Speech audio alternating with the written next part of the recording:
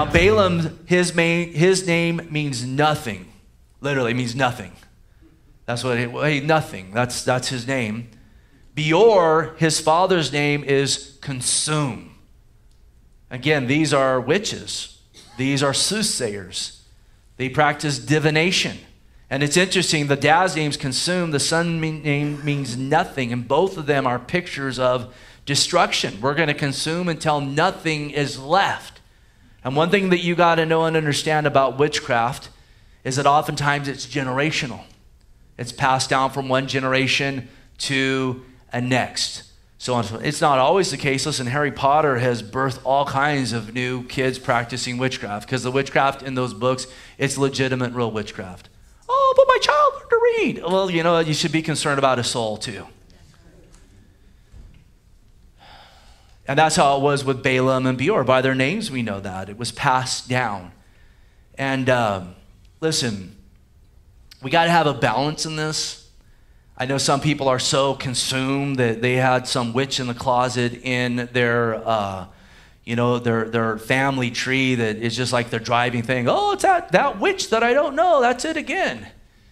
And, continually pleading the blood and all that kind of thing.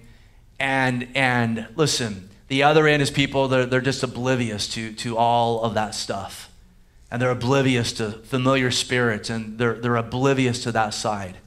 I think the healthy balance is to look at this biblically, and you see these things passed down biblically. We know about familiar spirits biblically. We know that oftentimes our children behave like us, and they pick up things that we did and so forth. And we also got to know the Bible is a book of legalities. And sometimes, again, in those family trees, there are legalities that have been set up and so forth that got to be broken. And I am not one that believes that this takes a 15-hour process of, vomiting in a demon dumpster and doing all this kind of thing. It's a matter of first and foremost coming to Jesus Christ and getting washed and cleansed. He became a curse for us that were cursed, right? And I'll talk about that more in a second. But it's also just coming to him and saying, Lord, you know. And Lord, if there's things that have been passed down to me, I ask you to break those things. I ask you to crush those things.